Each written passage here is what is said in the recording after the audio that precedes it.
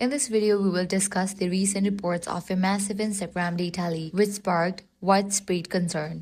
Claims suggested that personal information from over 17 million Instagram accounts was exposed online. As panic spread, Instagram's parent company Meta stepped in, denying that a system breach had occurred, but confirming that a security issue had taken place. According to cybersecurity firm Malwarebytes, a dataset shared on hacking forums allegedly contained usernames, emails, phone numbers, and names from millions of Instagram accounts. Importantly, the leaked data did not include passwords, and not every record contained full personal details.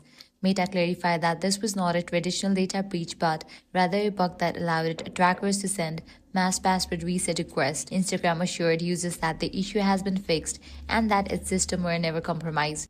While accounts were not directly hacked, the leaked personal data still poses risk. Cybercriminals can use this information for scam messages and social engineering to trick users into giving up real credentials through fake emails or texts. To protect your account, it's crucial to enable two-factor authentication, ignore unexpected reset emails, and lock down your privacy settings.